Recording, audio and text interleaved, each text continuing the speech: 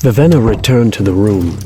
Inside, she pulled out a piece of rope, the one that Vasher had used to tie her up, the first thing that she had awakened. She'd since retrieved the breath from it. She went back outside, holding the rope between her fingers, twisting it, thinking. The commands that Denth taught me were simple phrases. Hold things, protect me. He'd implied that the intent was important. When she'd awakened her bonds, she'd made them move as if part of her body. It was more than just the command. The command brought the life, but the intent, the instructions from her mind, brought focus and action. She stopped beside a large tree with thin, blossom-laden branches that drooped toward the ground. She stood beside a branch, touched the bark of the tree's trunk itself to use its color. She held out the rope to the branch. Hold things. Vivenna felt an instant panic as her sense of the world dimmed. The rope twitched. However, instead of drawing color from the tree, the awakening pulled color from her tunic. The garment bled gray, and the rope moved, wrapping like a snake around the branch. However, the other end of the rope twisted in an odd pattern, writhing. Vivenna watched, frowning, until she figured out what was happening. The rope was twisting around her hand, trying to hold it as well. Stop! Nothing happened. It continued to pull tight. Your breath to mine! The rope stopped twisting, and her breath returned. She shook the rope free. All right. Hold things works, but it's not very specific. It will wrap around my fingers as well as the thing I want to tie up. What if I tried something else? Hold that branch. Again, breath left her. More of it this time. Her trousers drained of color, and the rope end twisted, wrapping around the branch. The rest of it remained still. So, the more complicated the command, the more breath it requires. Your breath to mine. Vivenna eyed her clothes, which were now completely gray. Out of curiosity, she tried awakening the rope again. Hold that branch. Nothing happened. She picked up a stick. Hold that branch. It worked this time, the stick losing its color, though it took a lot more breath. Perhaps this was because the stick wasn't very colorful. The tree trunk didn't work for color, though. Presumably, one couldn't draw color from something that was itself alive. Your breath to mine. Vivenna discarded the branch and fetched a few of Vasher's colored handkerchiefs from the room. She walked back to the tree. Know what? Could she put the breath into the rope now, then command it to hold something later? How would she even phrase that? Hold things that I tell you to hold. Hold that branch when I tell you. Hold whatever I say. Tell it to hold when thrown. Vasher stood behind her. Nightblood held before him, point down. He had his pack over his shoulder. Vivenna flushed, glancing back at the rope. Hold when thrown. The breath left her, but the rope remained limp. So she tossed it to the side, hitting one of the hanging tree branches. The rope immediately twisted about, locking the branches together and holding them tightly. That's useful. Perhaps. Dangerous, though. Why? Get the rope back. Vivenna paused, realizing that the rope had twisted around branches that were too high for her to reach. She hopped up, trying to grab it. I prefer to use a longer rope. Vasher raised Nightblood by the blade and used its hooked crossguard to pull the branches down. If you always keep hold of one end, then you don't have to worry about it getting taken from you. Plus, you can awaken when you need to, rather than leaving a bunch of breath locked into a rope that you may or may not need. Vivenna nodded. Your breath to mine. Come on. You've obviously made enough of a spectacle for one day. Vivenna noticed that several people on the street had stopped to watch her. How did they notice? I wasn't that obvious about what I was doing. Huh, and how many people in Taitalir walk around in grey clothing? Vivenna blushed as she followed Vasher into the cramped room. He set down his pack and then leaned Nightblood against one wall. Vivenna eyed the sword. She still wasn't certain what to make of the weapon. She felt a little nauseated every time she looked at it, and the memory of how violently sick she'd felt when touching it was still fresh. Plus, There had been that voice in her head. Had she really heard it? Vasher had been characteristically tight-lipped when she'd asked about it, rebuffing her questions. Aren't you an Idrian? Last I checked. You seem oddly fascinated with awakening for a follower of Ostri. Vasher spoke with his eyes closed as he rested his head against the door. I'm not a very good Idrian. Not anymore. I might as well learn to use what I have. Good enough. I've never really understood why Ostrism suddenly turned its back on awakening. Suddenly? Wasn't like that before the Many War. Really? Of course. Anyway, did you eat all of that squid? Is that what that was? Yes. Vasher opened his pack, getting out another dried chunk of meat. He held it up. Want more? No, thank you. What? Did I give you a bad piece? Vivenna shook her head. What? It's nothing. I just don't care for fish very much. You don't? I've been feeding it to you for 5 days now. Vivenna nodded silently. You ate it every time. I'm dependent upon you for food. I don't intend to complain about what you give me. Vasher frowned. He still wore his torn, almost ragged clothing, but Vivenna had now been around him enough to know that he kept it clean. He obviously had the resources to get new clothing, yet he chose to wear the worn and tattered things instead.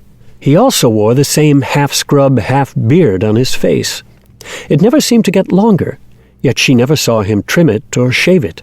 How did he manage to keep it just the right length? Was that intentional? Or was she reading too much into it? You aren't what I expected. I would have been a few weeks ago. I doubt it. That tenacious spirit you've got doesn't come from a few weeks on the streets. Neither does that sense of martyrdom. I want you to teach me more about awakening. What do you want to know? I don't even know how to answer that. Denth taught me a few commands, but that was the same day that you took me captive. Vasher nodded. They sat silent for a few minutes. Well, are you going to say anything? I'm thinking. Vivenna raised an eyebrow. Awakening is something I've done for a very, very long time. I always have trouble trying to explain it. Don't rush me. It's okay. Take your time. Don't patronize me either. I'm not patronizing. I'm being polite. Well, next time, be polite with less condescension in your voice. Condescension? I wasn't condescending. All right. I guess this is for the best. I'm getting tired of you walking around with that bright aura of yours that you can't even use. Well, I think we should start with theory. There are 4 kinds of biochromatic entities. The first, and most spectacular, are the returned.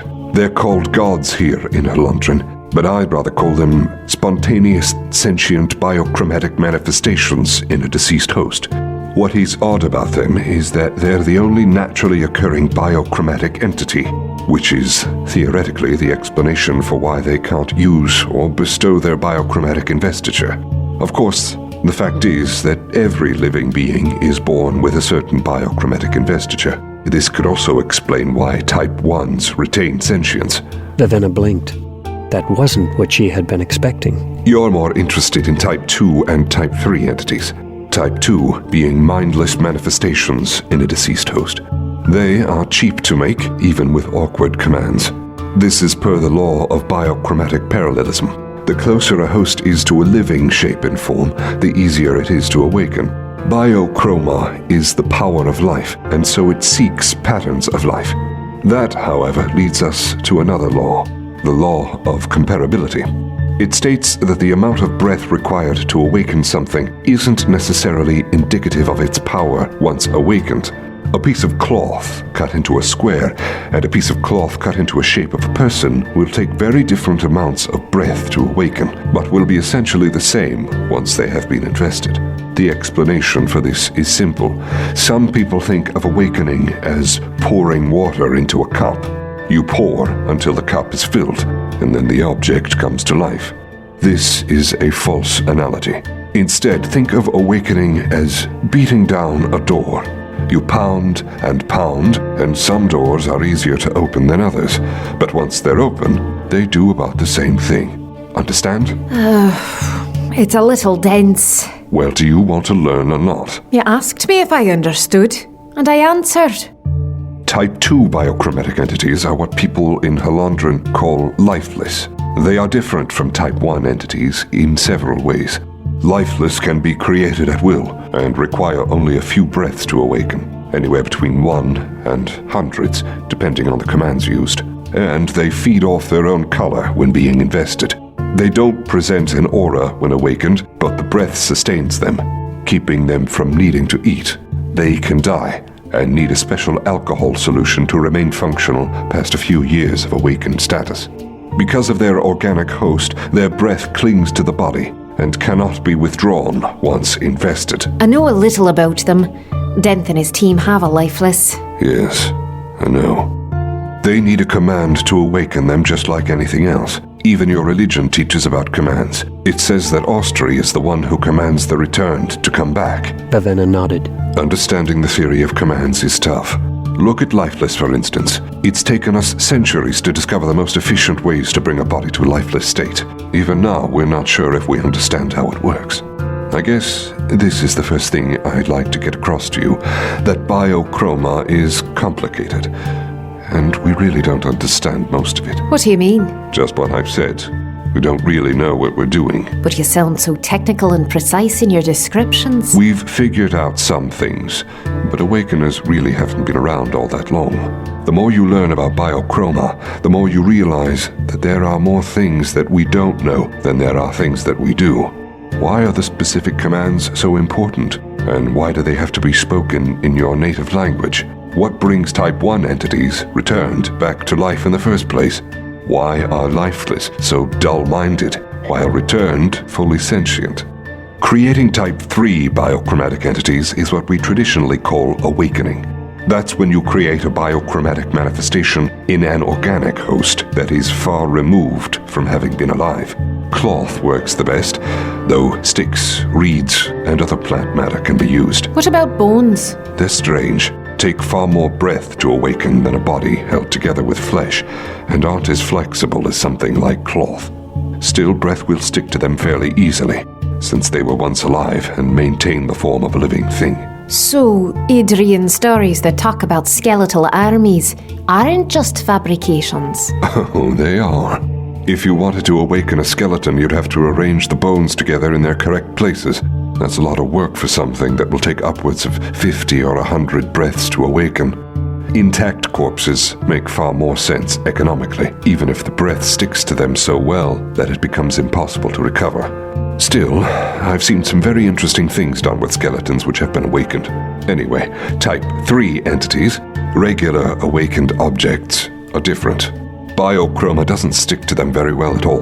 The result is that they require quite a bit of investiture, often well over 100 breaths to awaken them. The benefit of this, of course, is that the breath can be drawn back out again. This has allowed for quite a bit more experimentation, and that has resulted in a more comprehensive understanding of awakening techniques. You mean the commands? Right. As you've seen, most basic commands work easily.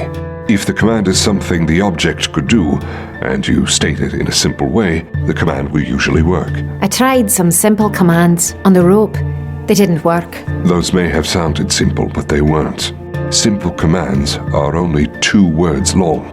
Grab something, hold something, move up, move down, twist around.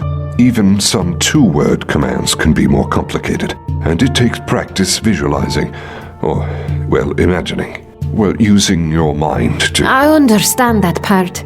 Like flexing a muscle? Right. The command, protect me, though only 2 words, is extremely complicated. So are others, like fetch something. You have to give the right impulse to the object. This area is where you really begin to understand how little we know. There are probably thousands of commands we don't know. The more words you add, the more complicated the mental component becomes, which is why discovering a new command can take years of study. Like the discovery of a new command to make lifeless. 300 years ago, those who had the one-breath command could make their lifeless much more cheaply than those who didn't. That disparity started the mini-war. Yes, or at least that was part of what caused the war. It's not really important. The thing to understand is that we're still children when it comes to awakening. It doesn't help that a lot of people who learn new, valuable commands never share them, and probably die with the knowledge. Vivenna glanced to the side to where Nightblood sat leaning against the wall. Perhaps it was the discussion of the technical aspects of biochroma, or perhaps it was simply her growing suspicion.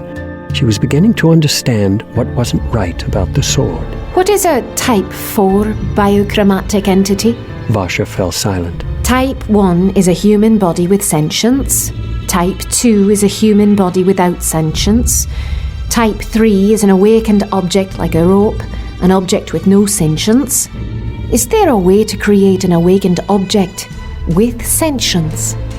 Like a returned, but inside of something other than a human body? We've covered enough for one day. You didn't answer my question. And I'm not going to. And I advise you never to ask it again. Understand? All right.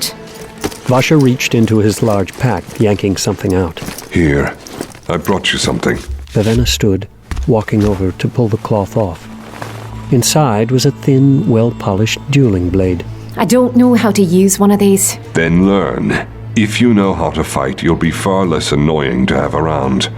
I won't have to keep pulling you out of trouble all the time. One time. It'll happen again. Vivenna hesitantly picked up the sheathed sword, surprised at how light it was. Let's go. I've got another group for us to visit.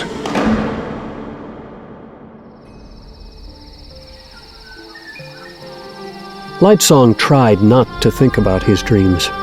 He tried not to think about Te Talir in flames, of people dying, of the world essentially ending. He stood on the second story of his palace, looking over the court of the gods. The second story was essentially a covered roof, open on all sides. Wind blew through his hair. The sun was close to setting. Already torches were arrayed on the lawn. It was so perfect. The palaces set in a circle, lit by torches and lanterns matching the colors of the nearest building. Some of the places were dark, the buildings that currently held no gods. What would happen if too many others returned before we killed ourselves? Would they build more palaces? As far as he knew, there had always been enough space. At the head of the court sat the God King's palace, tall and black. It had obviously been built so that it would dominate even the extravagant mansions of the others, and it threw a wide, warped shadow across the black wall. Perfect. So perfect. The torches were arranged in patterns he could only see by standing high atop a building. The grass was kept manicured, and the massive wall tapestries were replaced often so that they showed no wear, stains, or fading. The people put forth such effort for their gods. Why? Sometimes it baffled him. But what to think of other faiths? Ones with no visible gods, only incorporeal images or wishes. Surely those gods did even less for their people than the Halandran court, yet they still were worshipped. Lightsong shook his head. Meeting with All-Mother had reminded him of the days he hadn't thought of in a long time. Comseer. She had been his mentor when he'd first returned. Blushweaver was jealous of his memories of her, but she didn't understand the truth. Nor could he really explain it. Comseer had come closer to being a divinity than any returned Lightsong had known. She'd cared for her followers much as All-Mother now tried to do, but there had been genuine concern in Comseer's regard. She hadn't helped the people because she feared that they would stop worshipping, and she had no arrogance of presumed superiority. Real kindness, real love, real mercy. Yet even Comseer had felt inadequate. She had often said she felt guilty because she couldn't live up to what people expected. How could she? How could anyone? In the end, he suggested this was what drove her to answer a petition. There had only been one way, in her estimation, to be the goddess everyone demanded she be, and that was to give up her life. They push us into it. They craft all of this splendor and luxury. They give us whatever we desire, and then they subtly poke at us. Be a god. Prophesize. Maintain our illusion for us. Die. Die so that we can keep believing. Lightsong usually stayed off his roof. He preferred to be down below where the limited perspective made it so much easier to ignore the larger view. So much easier to focus on simple things, like his life in the moment. Your Grace? Are you all right, Your Grace? No man should be this important. Your Grace? It does strange things to you. We weren't built for it. You're a god, Your Grace. You were built for it. No, I am no god. Excuse me, but you don't really get to choose. We worship you, and that makes you our god. You're not helping. I apologize, Your Grace, but perhaps you should stop arguing about the same old things. This is something different today.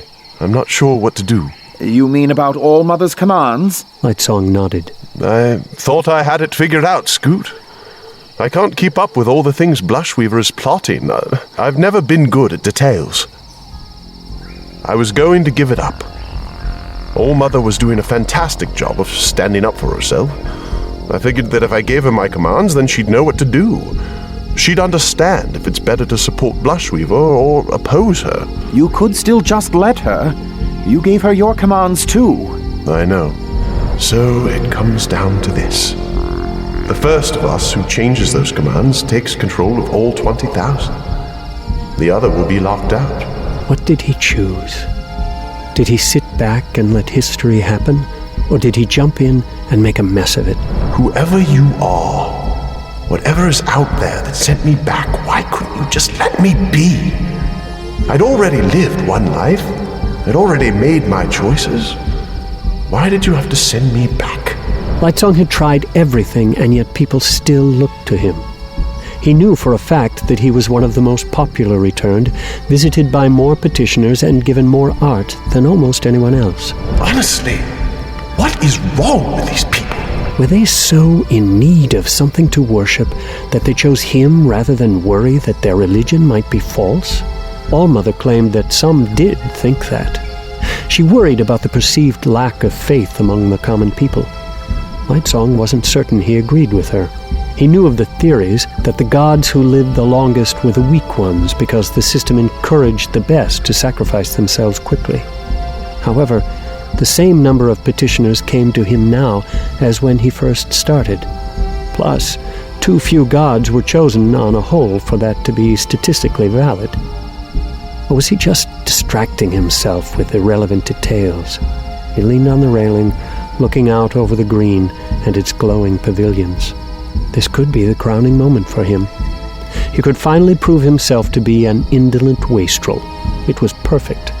If he did nothing, then All-Mother would be forced to take up the armies and resist Blushweaver. Was that what he wanted? All-Mother kept herself isolated from the other gods. She didn't attend many court assemblies and didn't listen to the debates. Blushweaver was intimately involved. She knew every god and goddess well. She understood the issues, and she was very clever. Of all of the gods, only she had begun taking steps to secure their armies. Ciri is no threat. But if someone else were manipulating her, would All-Mother have the political savvy to understand the danger? Without his concerned guidance, would Blushweaver see that Ciri wasn't crushed? If he did walk away, there would be a cost. He would be to blame, for he'd given up. Who was she, Larimar? The young woman in my dreams. Was she my wife? I need to know. This time I really need to know.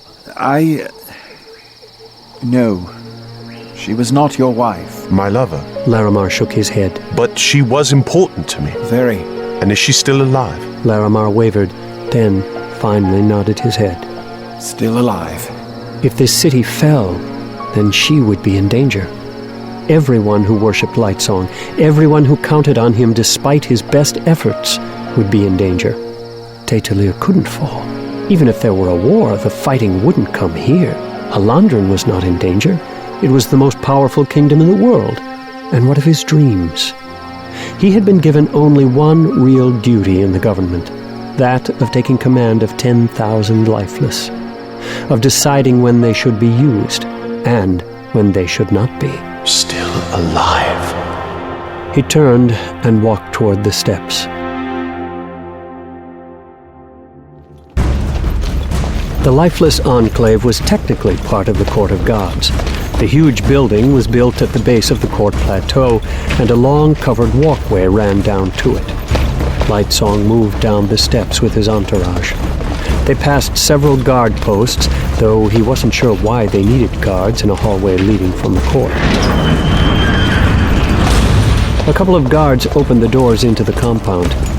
It was gigantic, of course. It contained space for 40,000 lifeless. There were 4 large warehouses, like storage areas for the different groups of lifeless. A track for them to run around, a room filled with various stones and blocks of metal for them to lift to keep their muscles strong, and a medical area where their ichor alcohol was tested and refreshed. They passed through several twisting passages, designed to confuse invaders who might try to strike at the lifeless, then approached a guard post set beside a large open doorway. Lifesong passed the living human guards and looked in at the lifeless. He'd forgotten that they kept them in the dark. Larimar waved for a couple of priests to hold up lamps. The door opened onto a viewing platform. The floor of the warehouse extended below, filled with line upon line of silent, waiting soldiers. They wore their armor and carried their weapons in sheaths. There are holes in the ranks. Some of them will be exercising. I have sent a servant to fetch them. Lightsong nodded. The lifeless stood with eyes open. They didn't shuffle or cough. Staring out over them, Lightsong suddenly remembered why he never felt any desire to return and inspect his troops. They were simply too unnerving. Everyone out! Your Grace, don't you want a few priests to stay? No. I will bear this phrase myself. Larimar hesitated, but then nodded, doing as ordered. In Lightsong's opinion, there was no good way of keeping command phrases.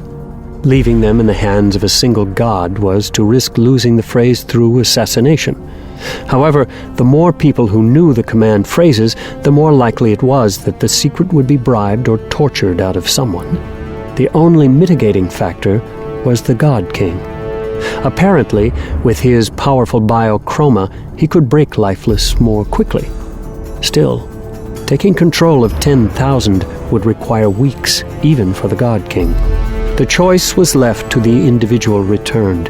They could let some of their priests hear the command phrase so that if something happened to the god, the priests could pass the phrase on to the next returned. If the god chose not to give the phrase to his priests, then he placed an even larger burden on himself. Lightsong had found that option silly years before, and had included Larimar and several others in the secret. This time, he saw wisdom in keeping the phrase to himself. Should he get the chance, he would whisper it to the God King, but only him. Bottom line blue. I give you a new command phrase. Lightsong paused. Red Panther. Red Panther, step to the right side of the room. A group of the lifeless near the front, those who could hear his voice, moved over to the side. A part of him had hoped that Allmother had come here first, that she had already changed the command phrase, but she hadn't. He opened his eyes, then took the steps down to the warehouse floor. Bottom line blue. I give you a new command phrase. Red Panther. Bottom line blue. I give you a new command phrase. He changed the phrase for another group. He could do about 20 or 30 at a time. He remembered the process taking hours the last time. He continued. He would leave the lifeless with their basic instructions to obey the servants when they asked the creatures to exercise or go to the infirmary. He'd give them a lesser command that could be used to move them about and make them march to specific locations, as when they had been placed in ranks outside the city to greet Ciri, and another to make them go with members of the city watch to provide extra muscle. Yet, there would only be one person with ultimate command of them. One person who could make them go to war. When he was done in this room, he would move on, taking utter command of Allmother's 10,000 as well. He would draw both armies to him, and in doing so, he would take his place at the very heart of the fate of 2 kingdoms.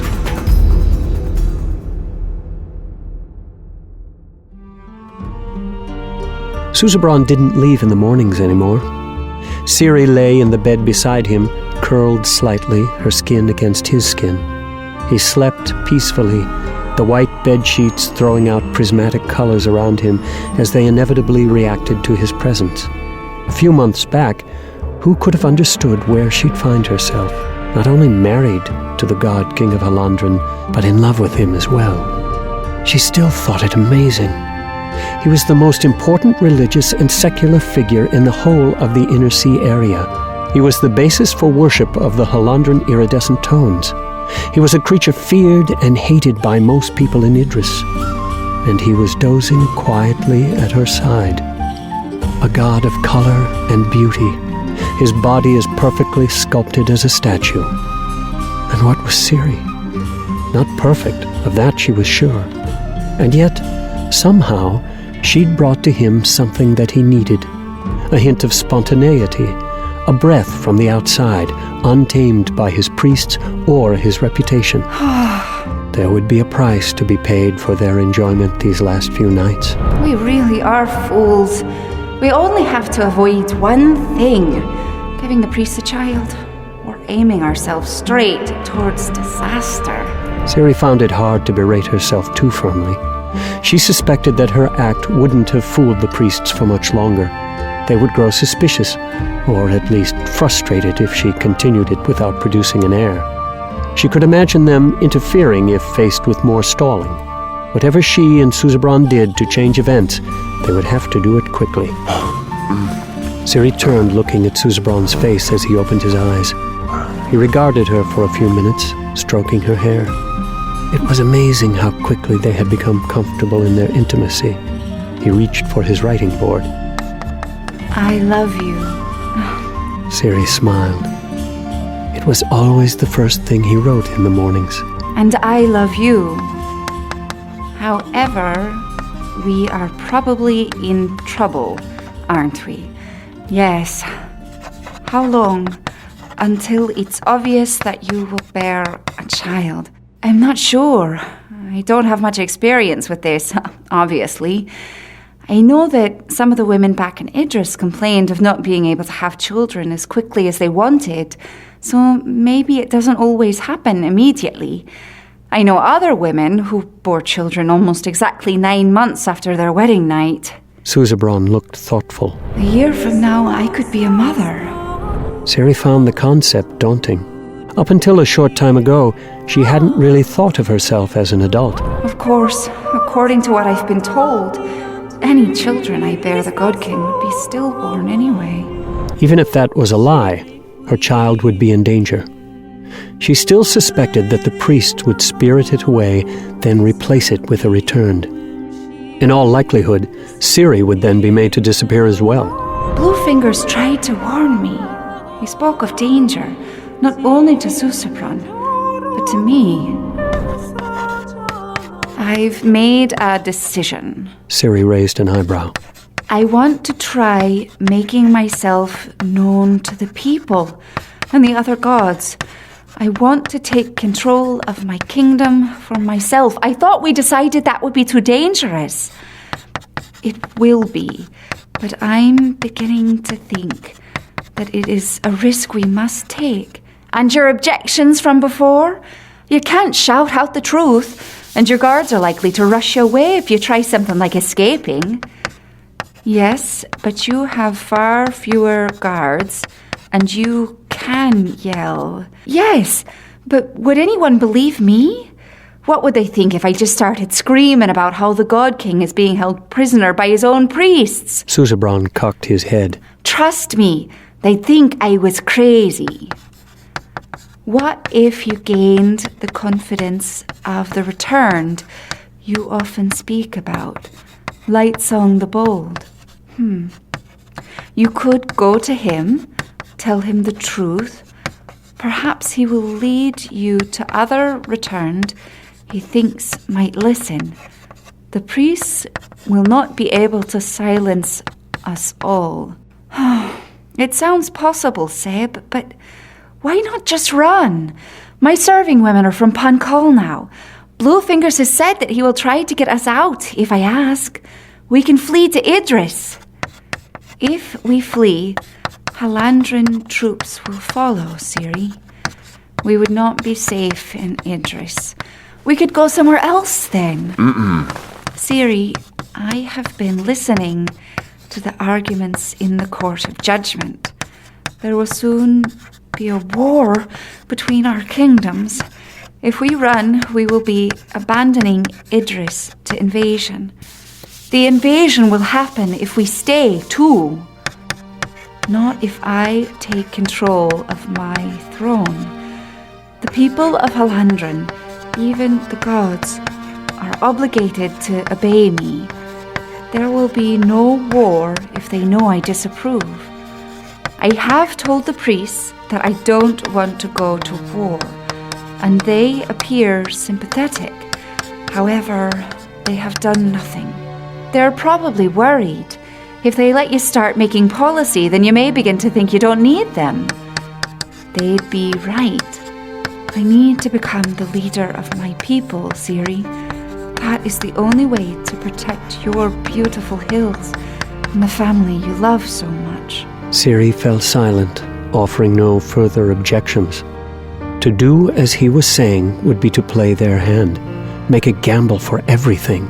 If they failed, the priests would undoubtedly figure out that Ciri and Susebron were in communication. That would spell the end of their time alone together. It is dangerous, but it is the best option. Fleeing would be just as risky, and it would leave us in far worse circumstances. In Idris, we would be seen as the reason the Halandran armies had come. Other countries would be even more dangerous. Ciri slowly nodded.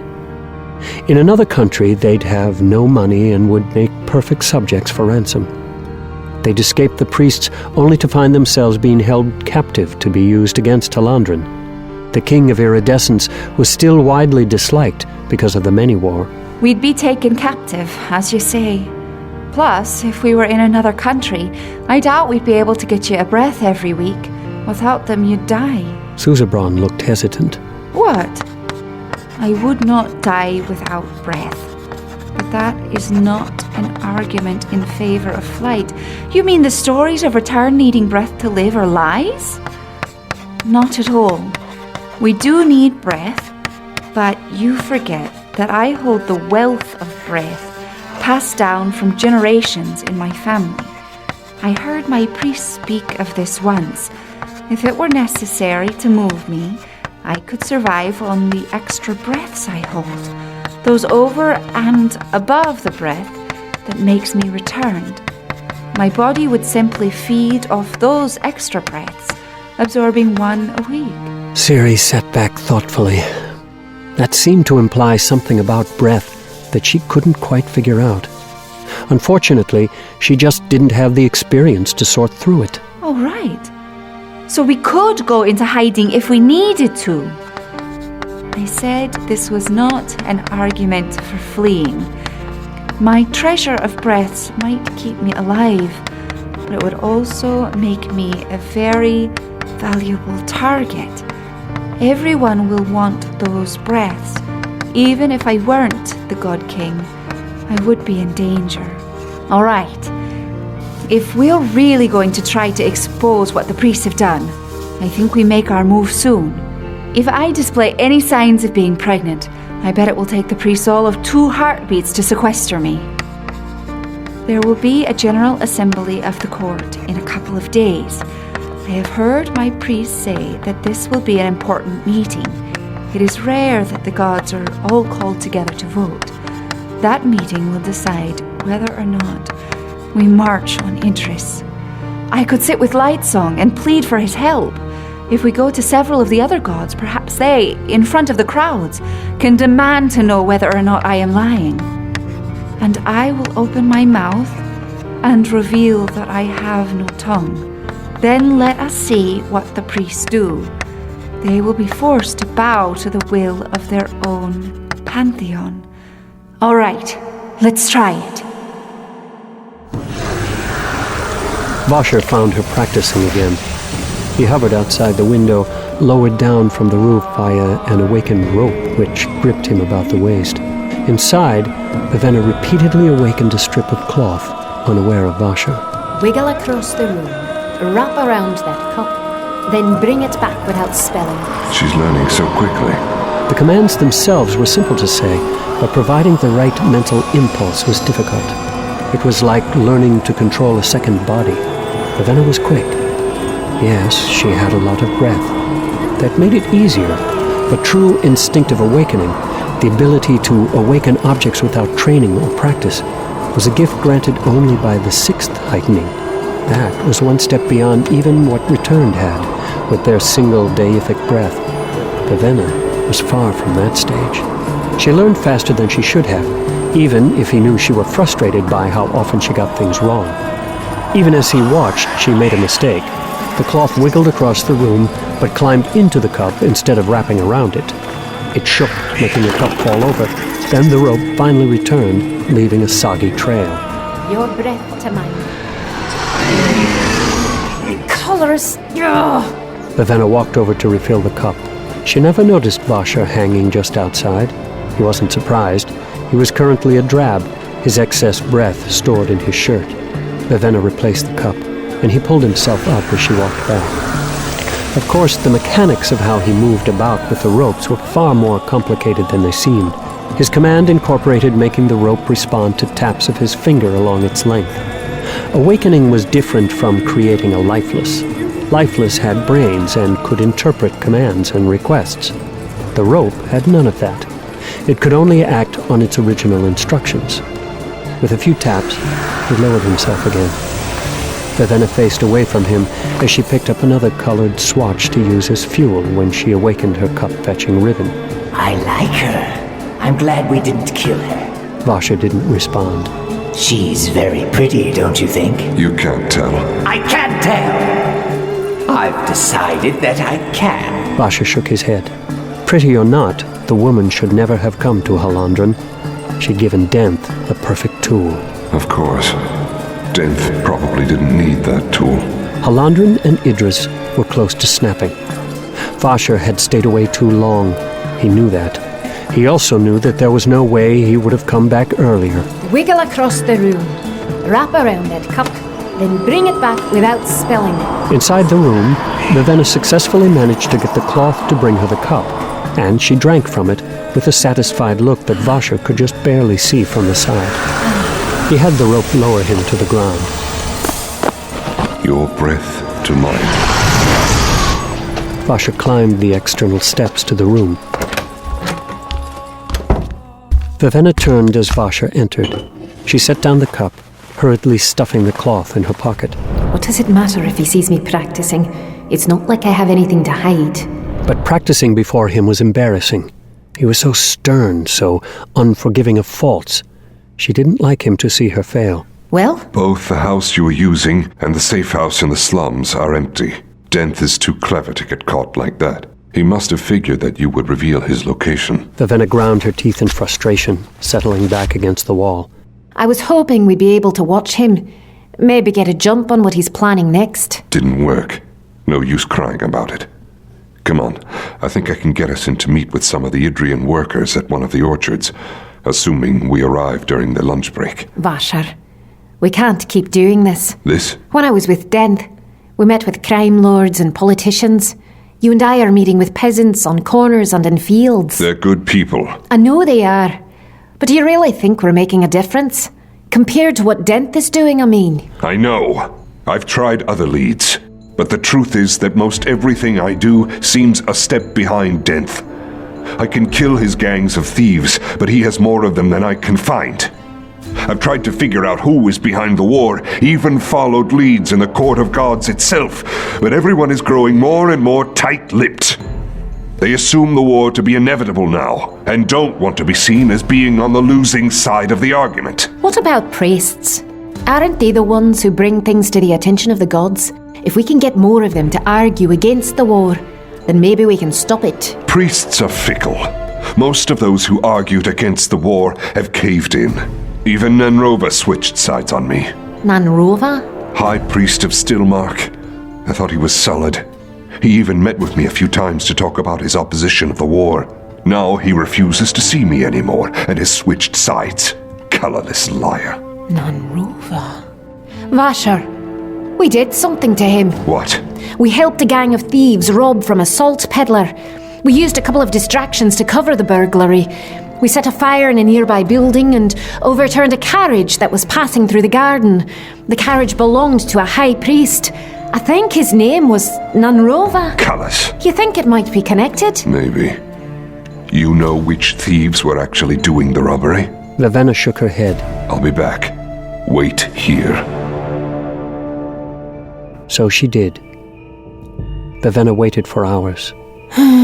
She tried practicing her awakening, but she'd already spent most of the day working on that. She was mentally exhausted and found it difficult to concentrate. Eventually, she found herself staring out the window in annoyance. Denth had always let her go on his information-gathering forays. That was just because he wanted to keep me close.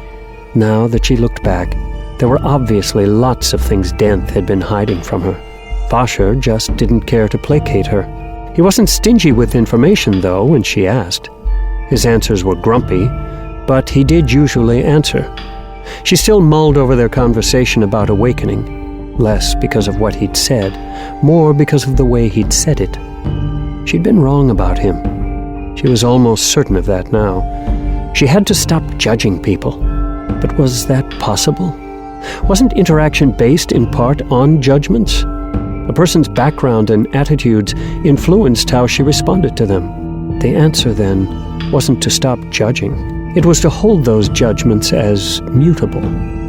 She judged Denth to be a friend, but she shouldn't have ignored the way he talked about mercenaries having no friends. Start reaching for that sword when you're startled. There's little reason to grab your shirt, unless you're planning to rip it off. Vivenna's hair twinged red.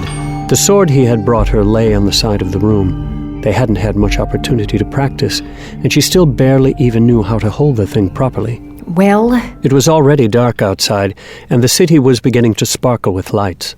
The robbery was a cover. The real hit was that carriage. Denth promised the thieves something valuable if they committed a robbery and started a fire, both as distractions to get at the carriage. Why? I'm not sure. Coins? When Tunkfa hit the horse, it knocked a chest off the top. It was filled with gold. What happened then? I left with some others. I thought the carriage itself was the distraction, and once it went down, I was supposed to pull out. Denth? He wasn't there, come to think of it. The others told me he was working with the thieves. Vasher nodded, walking over to his pack. He threw aside the bedrolls, then took out several articles of clothing. He pulled off his shirt, exposing a well-muscled and rather hairy torso. Vivenna blinked in surprise, then flushed. She probably should have turned aside, but the curious part of her was too strong. What was he doing? He didn't remove his trousers, thankfully, but instead threw on a different shirt. The sleeves of this one were cut into long ribbons near the wrists. Upon call, become my fingers and grip that which I must. The cuff tassels wiggled. Wait, what was that? A command? Too complicated for you. Vasher knelt and undid the cuff of his trousers. She could see that there, too, there were extra lengths of cloth. Become as my legs and give them strength. The leg tassels crossed under his feet, growing tight. Vivenna didn't argue with his insistence that the commands were too complicated. She just memorized them anyway. Finally, Vasher threw on his tattered cloak, which was ripped in places. Protect me. Vivenna could see a lot of his remaining breath drain into the cloak. He wrapped his rope belt around his waist. It was thin for a rope, but strong, and she knew its purpose was not to keep his trousers up. Finally, he picked up Nightblood. You coming? Where? We're going to capture a few of those thieves. Ask them exactly what Denth wanted with that carriage. Why invite me? Won't I just make it harder for you? Depends. If we get into a fight and you get in the way, then it will be more difficult. If we get into a fight and half of them attack you instead of me, it will make things easier. Assuming you don't offend me. That's a good assumption. If you want to come. But don't expect me to protect you. And whatever you do, don't try and follow on your own. I wouldn't do such a thing. I thought I'd make the offer. You're no prisoner here, Princess. You can do whatever you want. Just don't get in my way when you do it. Understand? I understand. And I'm coming. Vasher simply pointed at her sword. Keep that on. Vivenna nodded, tying it on. Draw it. No, hold it like this. Vasher corrected her grip. What good will holding it properly do? I still don't know how to use it. Look threatening, and it might make someone attacking you pause. Make them hesitate for a couple of seconds in a fight, and that could mean a lot. Vivenna nodded nervously, sliding the weapon back in its sheath. Then she grabbed several lengths of rope. Hold when thrown. She stuffed the rope into her pocket. Vasher eyed her. Better to lose the breath than get killed. Few awakeners agree with you. To most of them, the thought of losing breath is far more frightening than the prospect of death. Well, I'm not like most awakeners. Half of me still finds the process blasphemous. Put the rest of your breath somewhere else. We can't afford to draw attention. Vivenna grimaced, then did as told, putting her breath into her shirt. My breath to yours. Let's go. Night in Taitalier was very different from her homeland. There, it had been possible to see so many stars overhead that it looked like a bucket of white sand had been dashed into the air. Here, there were street lamps, taverns, restaurants, and houses of entertainment. The result was a city full of lights, a little like the stars themselves had come down to inspect Grand Taitalier, and yet Vivenna was still saddened by how few real stars she saw in the sky. None of that meant that the palaces they were going to were by any means bright. Vasher led her through the streets, and he likely became little more than a hulking shadow. They left behind places with streetlights and even lit windows, moving into an unfamiliar slum. This was one of those she'd been afraid to enter, even when she lived on the streets. The night seemed to grow even darker as they entered and walked down one of the twisting dark alleys that passed for streets in such places. Eventually, Vasher pulled to a stop. He pointed toward a building, single-story, flat-topped and wide. It sat alone in a depression, shanties built from refuse covering the low hill behind it. Vasher waved for her to stay back. My breath to give, for life to live. He put the rest of his breath into a rope and crept forward up the hill. Vivenna waited, nervous, kneeling beside a decaying shanty that appeared to have been built from half-crumbling bricks. Why did I come? He didn't tell me to. He simply said that I could. I could just as easily have stayed behind. But she was tired of things happening to her. She had been the one to point out that maybe there was a connection between the priest and Dent's plan. She wanted to see this to the end. Do something. That had been easy to think back in the lit room. It didn't help her nerves that looming to the left side of the shanty was one of the Daedonir statues. There had been some of them in the Highland slums as well, though most of those had been defaced or broken. A shadow loomed over her. She nearly gasped in shock, but managed to keep it in as she recognized Nightblood in the figure's hand. 2 guards, both silenced. Will they do for answering our questions? No, practically kids. We need someone important. We'll have to go in. Either that or sit and watch for a few days to determine who is in charge, then grab him when he's alone. That would take too long. I agree. I can't use the sword, though. When Nightblood is done with the group, there's never anyone to question. Come on. Vivenna followed as quietly as she could, moving for the front door. Vasher grabbed her arm and shook his head. She followed him around to the side, barely noticing the 2 lumps of unconscious bodies rolled into a ditch. At the back of the building, Vasher began to feel around on the ground. Colors. After a few moments without success, he pulled something from his pocket, a handful of straw. In just a few seconds, he had constructed 3 little men from the straw and some thread, then used breath reclaimed from his cloak to animate them. Find tunnels. The little men scuttled around on the ground.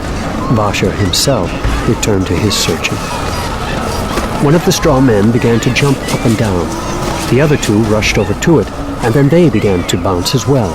Vasher joined them, as did Vivenna, and she watched as he uncovered a trap door hidden beneath a thick layer of dirt. He raised it a tad, then reached underneath. His hand came back out with several small bells, which had apparently been rigged there to ring if the door were opened all the way. No group like this has a hideout without bolt holes. Usually a couple of them. Always trapped. Vivenna watched as he recovered the breath from the straw men. I'm sorry. Your breath to mine. Vivenna frowned at the curious words.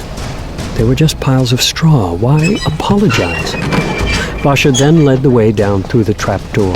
Vivenna followed, stepping softly, skipping a particular step when Vasher indicated.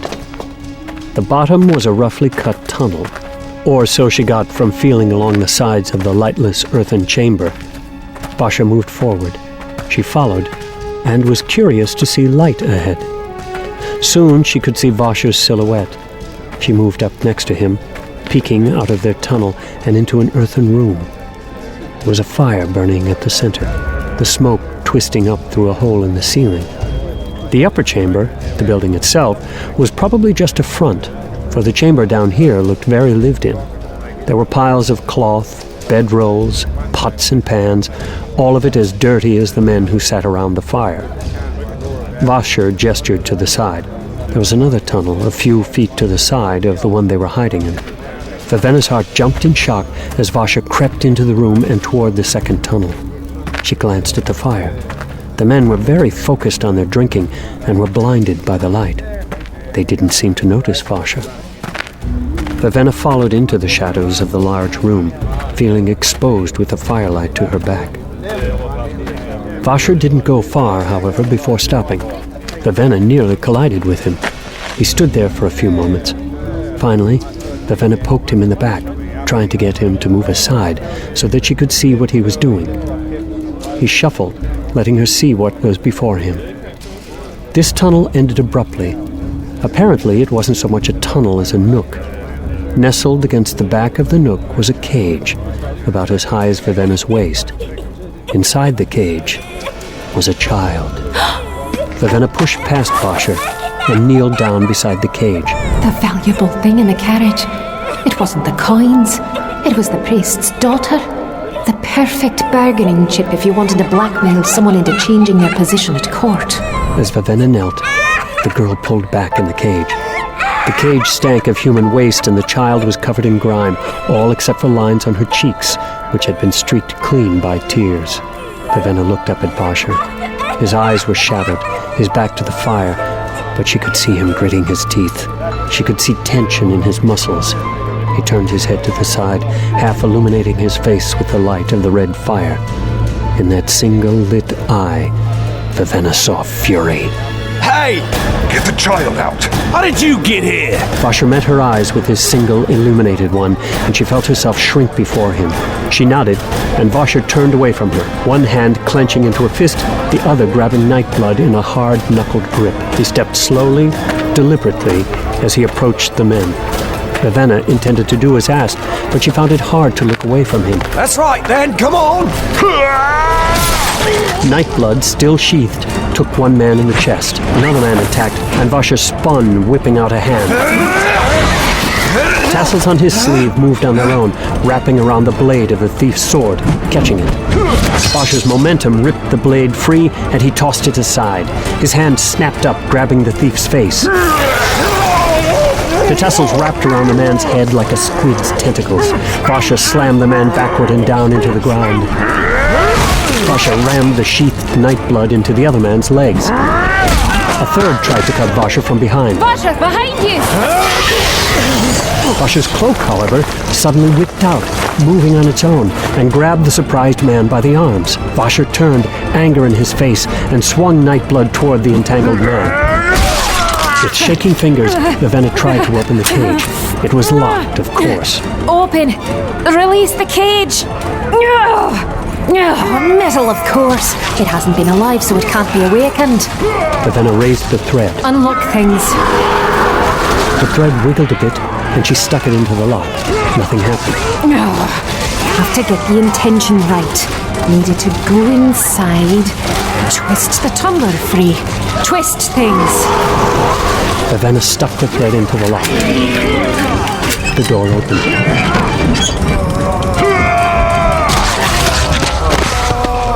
Your breath to mine. Vivenna reached into the cage. The girl hid her face. I'm a friend. Please, I'm here to help you. Vivenna reached out to touch the girl. Frustrated, Vivenna turned back toward Vasha. He stood beside the fire, head bowed, body strewn around him. He held Nightblood in one hand, sheathed tip resting back against the dirty floor. And, for some reason, he seemed larger than he had a few moments ago. Taller, broader of shoulders, more threatening. Vasher's other hand was on Nightblood's hilt. The sheath clasp was undone, and black smoke crept out off of the blade. Some pouring toward the ground, some floating up toward the ceiling, as if it couldn't decide. Vasher's arm was quivering. Draw me. Kill them. Many of the men still twitched on the ground. Vasher began to slide the blade free. It was dark black, and it seemed to suck in the firelight. This isn't good. Vasher! Vasher, the girl won't come to me! Vasher froze, then glanced at her, eyes glazed over. You defeated them, Vasher. No need to draw the sword. Yes. Yes, there is. Vasher blinked, then saw her. He kicked a body as he passed. Colorless monsters. Vasher looked into the cage. He no longer seemed larger, and she decided that what she'd seen must have just been a trick of the light. He reached into the cage, holding out his hands, and, oddly, the child immediately went to him. Vivenna watched with shock. Vasher picked the child up, tears in his own eyes. You know her? I met Menrova. I knew he had young children, but I never met any of them. Then how? Why did she come to you? Come on. I attacked the ones who came running down when they heard screams, but more might return. Vasher looked like he almost wished that would happen. He turned toward the exit tunnel, and Vivenna followed.